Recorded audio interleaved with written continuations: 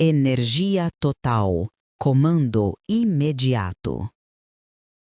Eu know the rhythm of his Tuesdays, the way you know the weight of a teacup in your hand. He tied his tie twice, even when it didn't need it. He paused at the kitchen sink to look out at the street, as if counting something only he could see, and then he left for the bank before lunch. It was a small ritual that said, for decades, that the world was in order. If this story finds you and it pricks something quiet in your chest, stay with me. If you're here because you want more stories like this, or because it might help someone you love, please consider subscribing and sharing this video. It matters that these stories circulate. He was the kind of man who collected titles and names: founder, chairman, donor. People called him a billionaire not because he shouted it, but because the checks he signed seemed to confirm the rumor. To me, he was simply Roger, patient with the garden, loud about his love for cold coffee, the one who insisted he would balance the books because arithmetic made him calm. I trusted him with numbers the way I trusted him with our life. When he died, sudden and unspectacular, in a hospital room that smelled faintly of antiseptic and lemon, I remember the dullness first, a fog that sat behind my eyes. The funeral unfolded like every other society ritual we've endured. Flowers, chairs, a woman with a clarinet who played one wrong note that everyone pretended not to hear. Then came the will reading in a lawyer's office with leather chairs and a clock that clicked louder than anyone spoke. At first there was a laugh. It was a nervous, surprised sound that came from my sister-in-law, the sort that fills awkward space. The lawyer cleared his throat and read aloud. A considerable sum, a house in the hills, a trust fund, left to the janitor who had been with Roger's company for 30 years. It's a publicity stunt, someone joked. He always liked odd gestures. Laughter trembled like a sheet in a wind, then faltered.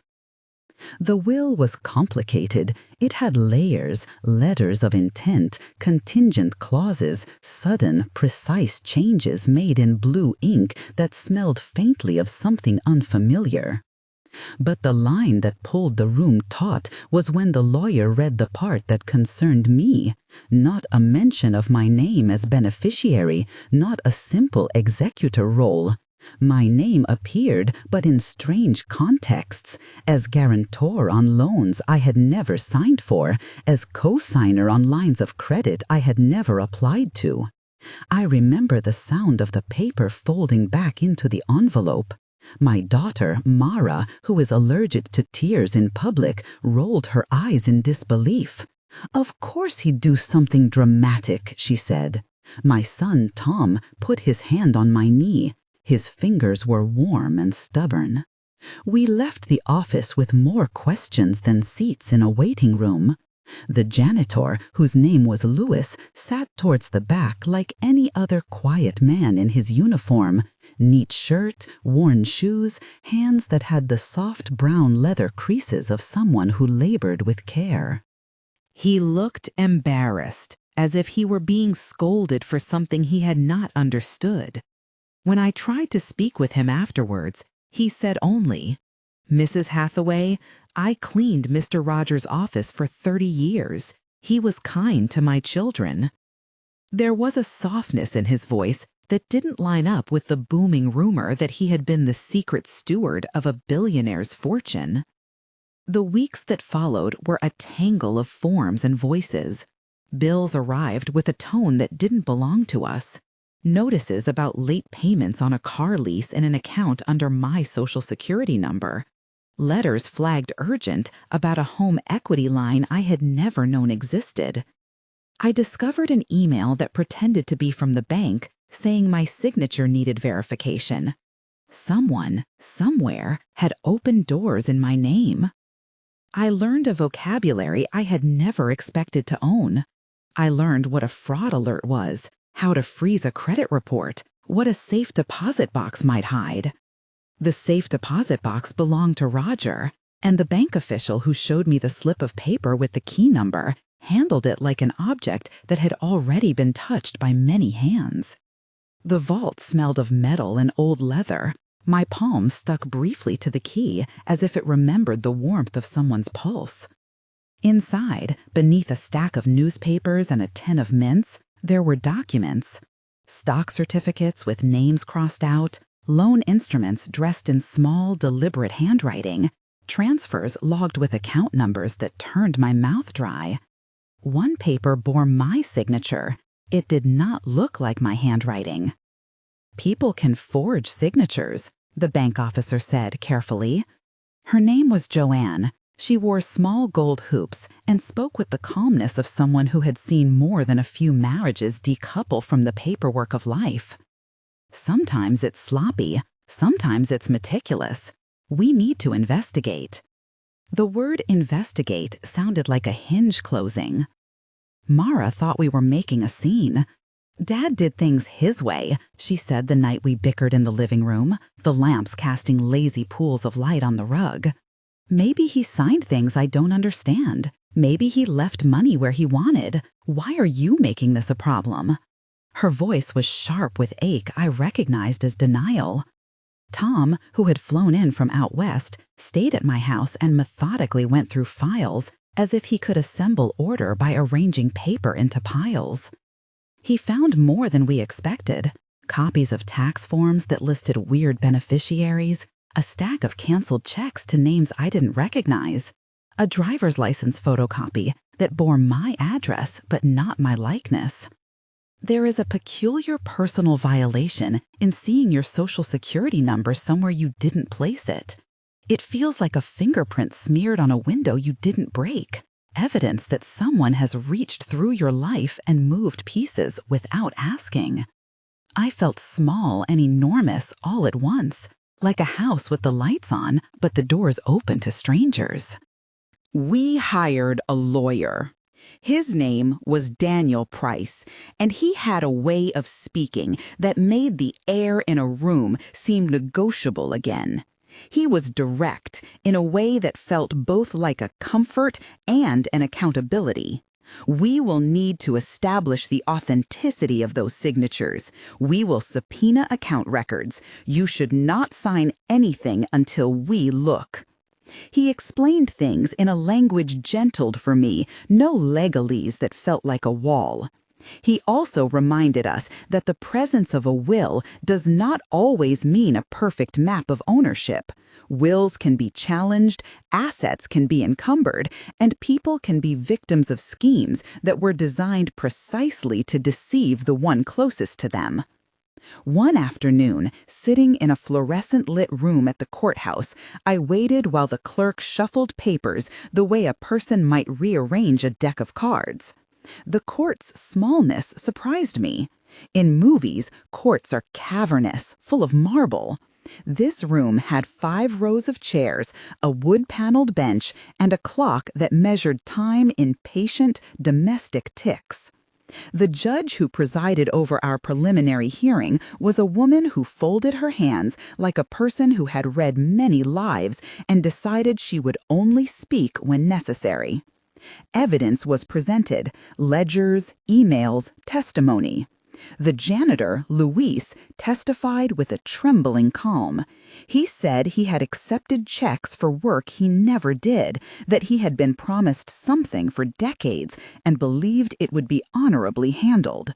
For all the ways this story might be sensationalized, his testimony was a human thing: confusion, loyalty, and the ache of being used. A handwriting analyst leaned over the papers with the concentration of someone tracing tree rings. "There are inconsistencies," she said.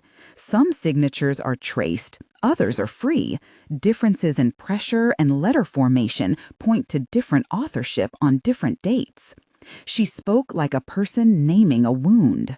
The bank's records showed transfers to accounts that led to shell corporations and finally to clean, small deposits into Luis's account.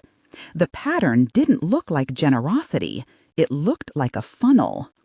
It would have been easier if Roger had been a monster in broad daylight. Then there would have been a clear figure to hate and an easy moral line to trace. Instead, he was a man who loved the sea, who taught Tom to build a rowboat, who had once brought me a potted rosemary that had outlived him. That complexity made the betrayal worse. How do you reconcile bedside tenderness with a ledger that says you were signed into debt? The days blurred into a calendar of appointments. I sat with auditors who smelled faintly of coffee and weariness. I sat with bank officers who repeated the same corporate phrases, procedures, compliance, due diligence, and then confessed small kindnesses. We will flag this. We'll do what we can. I learned the bureaucracy of trust. At the same time, someone placed a notice on the door of the house. A creditor seeking payment for a line of credit they said I had guaranteed. The lawn, once a cultivated green, seemed suddenly like a public stage for my dwindling privacy.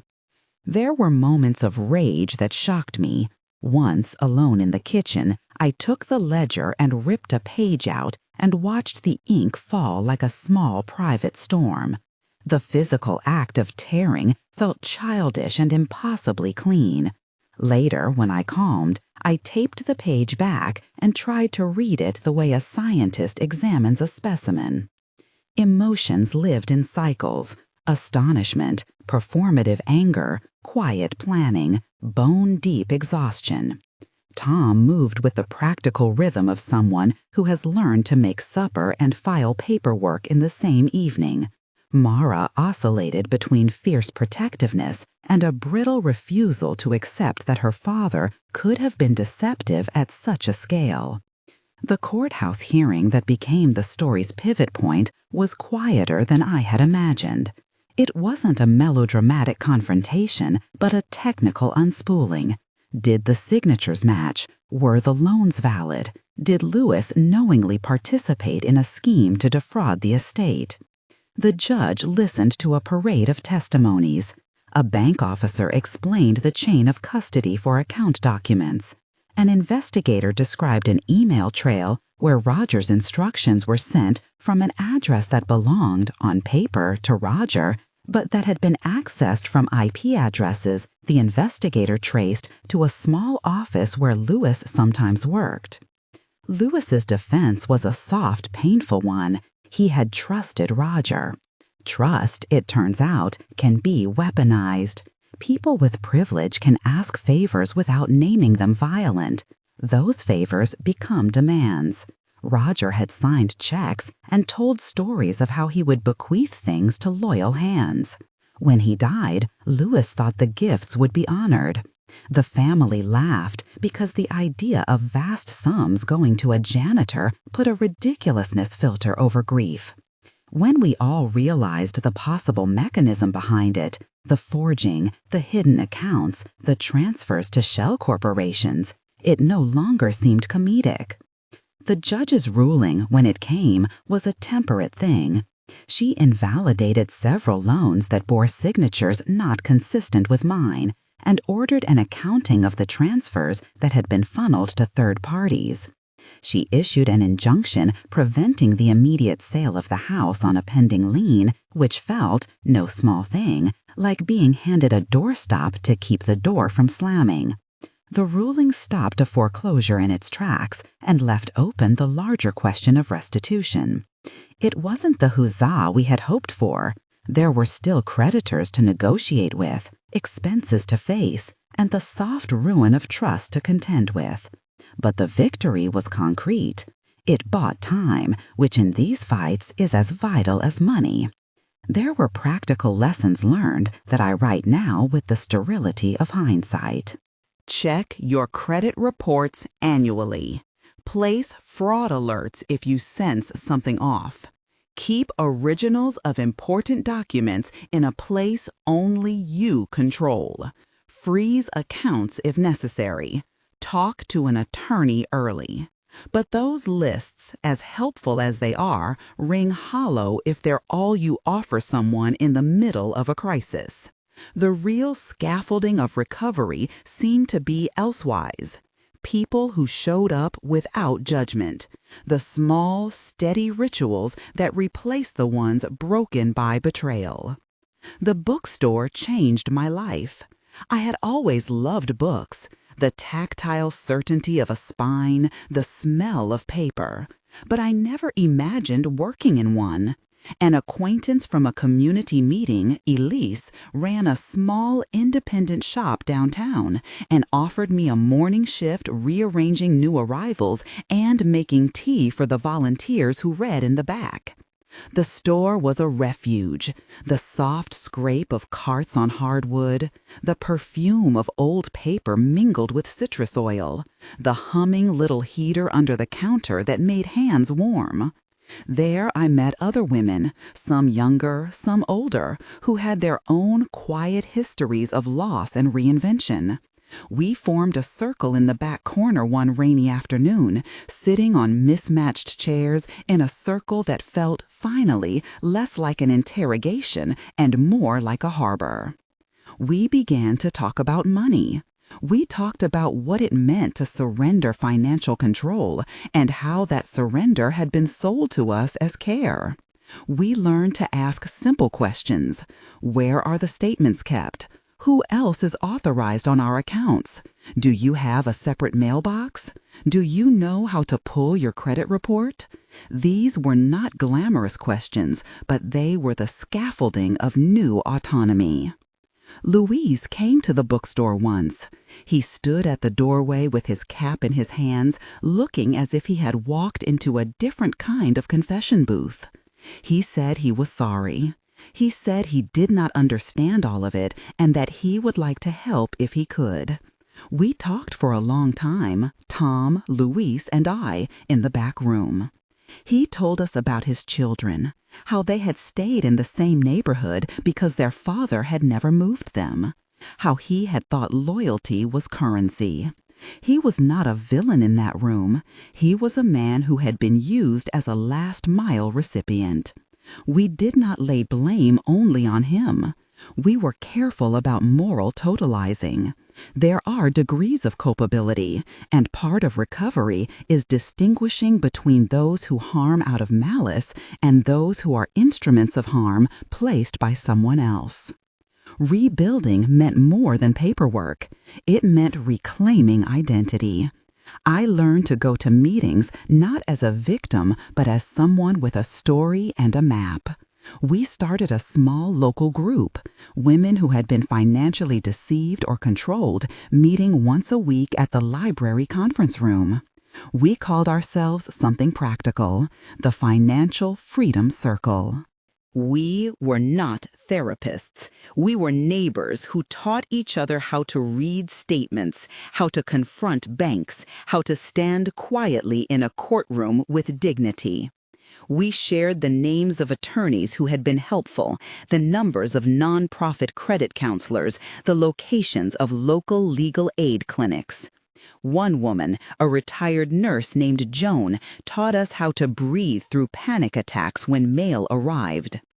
The house stayed. The injunction, the legal motions, and a negotiated settlement with a creditor kept the roof from being taken. But the cost was visible in ways money can't fully repair. Photographs in the hallway that had once been arranged to tell a story now felt like evidence in a case. Mara and I did not unmake our differences overnight. She came around slowly, bringing over boxes of her things and learning to read bank statements like a foreign language with a stubborn dictionary. Tom was a rock, practical, always with a line of supply in his voice. He took over some of the mundane chores, like knowing when to call the lawyer and when to call the plumber, and in doing so helped me take back time to be more than a case file. It is not a small thing to lose innocence about a person you loved. I would not say I forgave him easily. Sometimes at night I would wake with a sudden hot anger and the thought that everything he had said about our garden, about the way he liked his coffee, had been a story that accompanied a life of secret transactions. Other times I remembered a laugh, a small mercy, and it was all tangled like threads in a fisherman's net. In time, the threads stopped feeling like a trap and started feeling like a map of where to begin. The support group grew, and from it came small projects. We started a free monthly workshop at the library on basic financial hygiene, how to read a credit report, how to place a fraud alert, how to find an attorney. Mara eventually agreed to lead a session on how to talk to grown children about estate plans. Her own evolution from skeptic to organizer was perhaps the quietest victory. Luis volunteered at the bookstore once a week, shelving books on memoir and detective fiction, his hands becoming familiar with the gentle care that paper requires. He never regained the money that had been funneled through him, but in some small, practical way, he began to rebuild a reputation that had been bruised. There are still days when mail arrives and my pulse quickens. There are still calls from collection agencies that require time and patience to dispute. But the acute terror, that feeling that your house and your name could be wrested away in a single signature, has dulled into a constant, watchful vigilance. I check statements now. I keep a ledger of who has authority on which account. I taught myself to keep keys in different places, not because I'm paranoid, but because a key in an unexpected pocket can be a defense. Small practices became the bars of a new fence. When you are teaching others, you find that practical advice is the thing that people most need. Clear, actionable steps rather than attempted consolation. So I will end with the things that helped me survive and begin to thrive again. Request your credit reports annually from the major bureaus. Place a fraud alert if you suspect activity. Keep originals of important documents in a secure place known only to you. Talk to a lawyer experienced in estate disputes as soon as suspicion arises. Find a community, friends, neighbors, a support group who will help keep you human while the paperwork is done. If you are in immediate danger of losing your home or are being coerced financially, seek legal aid as a priority. If you feel isolated, reach out for emotional support as well. My life after Roger is quieter in some ways and fuller in others. I work mornings at the bookstore. In the afternoons, I go to our support group meetings. I have learned to accept that reconstruction is a long process with small wins, a cleared credit line, a court ruling in our favor, a new friendship forged over shelving paperbacks. The house no longer felt like a fragile stage, but like a place where things could be mended. People still whisper about the sensational headline, the billionaire who left his fortune to a janitor. They imagine a melodrama, a slapstick twist. But the reality was a less tidy thing. A man who loved and betrayed in the same body. A janitor caught in the crossfire of generosity and exploitation. A family forced into a fight for what it meant to be recognized by law as yourself. If anything, the will reading pulled aside the curtain and showed the machinery behind generosity when it is weaponized. Numbers, signatures, the small, astonishing cruelty of hiding debts and lending names without consent. If you take anything from my story, let it be this. Money can be a language of care and also a method of control. Knowing the grammar of your own financial life gives you options. Having others to read the language with you gives you courage. And when the legal system moves slowly, when paperwork feels like a tide that may take everything, there are people, some imperfect, some unexpected, whose presence will keep you afloat. If this story has helped you even in a small way, please subscribe and share resources you know in the comments. Look up your local legal aid clinics, nonprofit credit counselors, and financial empowerment centers. If you suspect financial abuse, you are not alone, and there are people who can help you take practical, concrete steps to protect yourself. For those who can, please consider supporting community organizations that offer free counseling to survivors of economic abuse. Our work depends on the networks we build. The will was read, the family laughed, and then we all listened. What followed was not a spectacle, but a long, necessary work to prove signatures are ours, to untangle accounts, and to reclaim the ordinary rituals of everyday life from a man who had kept them at arm's length. It took time, it took stubbornness, and in the small rooms of a bookstore and the quieter chairs of a support circle, I found my way back to a life that felt like mine again. Months passed, and the ordinary rhythms of the day stitched themselves over the wounds. Mornings at the bookstore taught me a new kind of care, the precise kindness of recommending a book at the right time, the economy of a smile given without expectation. I learned to catalog not only inventory, but comfort, where to tuck a battered copy of poetry for someone who looked like they needed a place to land, which armchair by the window warmed quickest in late afternoon light. The routine was not an answer to everything. It was a container in which the rest of life could be set down and examined without panic. There were practical victories that felt like small miracles because of how slow and unlikely they had seemed at first. A judge's clerk finally locating an original signature in a dusty file. A creditor accepting a corrected affidavit. A bank reversing a transfer after an investigator read the pattern of forged endorsements.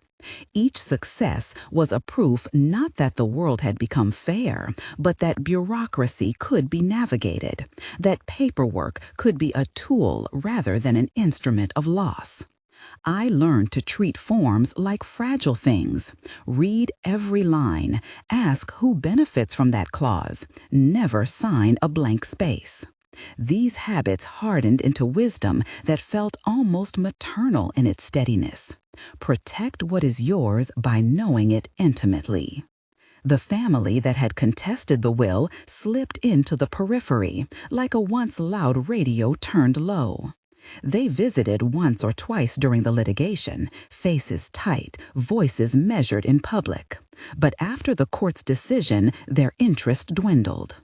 I do not imagine they missed me or that I missed them. Their spectacle had been for themselves as much as it had been about me. Once the spectacle had served its purpose, it folded.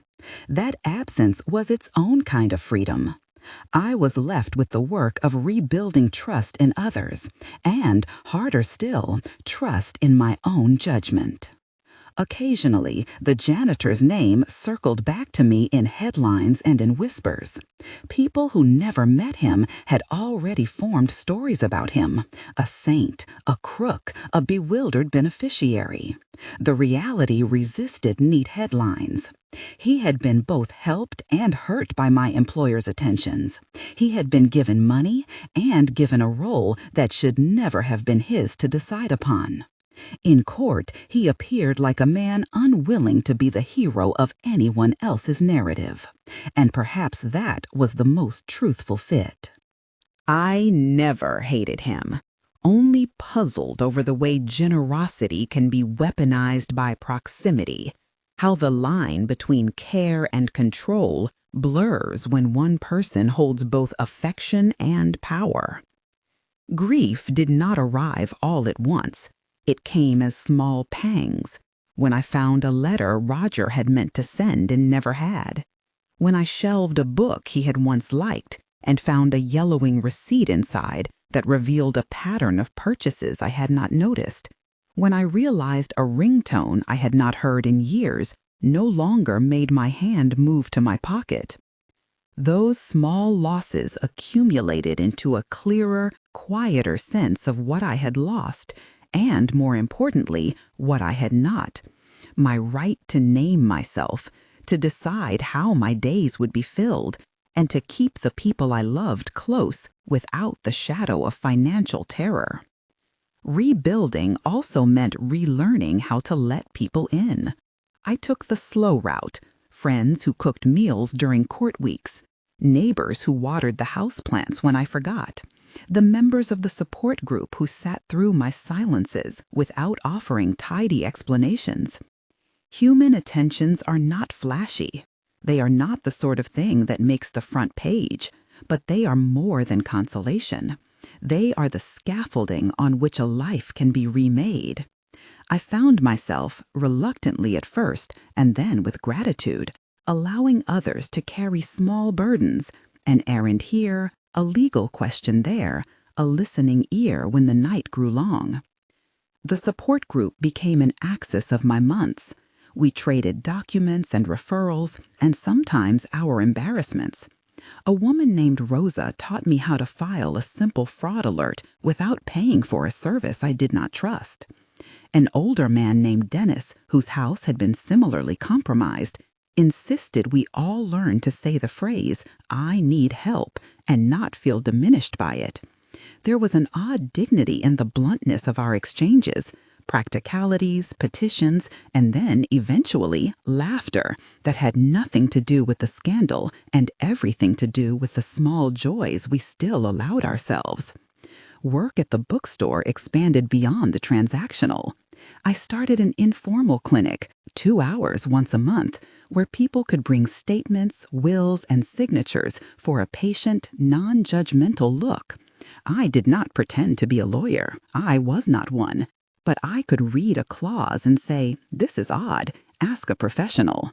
I learned to translate the bureaucratic into the human. What this line meant for a mortgage, what that imprint implied for a bank account. That clinic evolved into a partnership with a community legal aid office. Together, we offered workshops on basic estate literacy for older folks who were tired of being preyed upon by complicated paperwork. Work at the bookstore expanded beyond the transactional. I started an informal clinic, 2 hours once a month, where people could bring statements, wills, and signatures for a patient, non-judgmental look. I did not pretend to be a lawyer. I was not one. But I could read a clause and say, "This is odd. Ask a professional." I learned to translate the bureaucratic into the human. What this line meant for a mortgage, what that imprint implied for a bank account. That clinic evolved into a partnership with a community legal aid office. Together, we offered workshops on basic estate literacy for older folks who were tired of being preyed upon by complicated paperwork. One of the oddest outcomes was how these efforts changed the way neighbors saw me. Where once I had been the subject of whisper, now I was the person to call when someone found a suspicious check, or when a friend's relative started asking for access. The reputation I had feared lost slowly reassembled itself into something sturdier. Not celebrity, not notoriety, but trustworthiness. It is a smaller thing than public triumph, but it fits better in the long haul of a life. Love, meanwhile, hesitated at the edges of my life for a long time. Dates came and went, some gentle, some awkward. Each had its own lesson. That intimacy requires consent at every level. That financial transparency is not vulgar but necessary.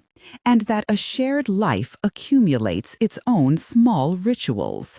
Coffee in the morning, the way dishes are stacked, the particular order of a night routine. I moved forward slowly. I did not need someone to complete me. I wanted someone who could keep a ledger with me and laugh when we both forgot where we put the spare key. It would be dishonest to suggest there were no lingering fears.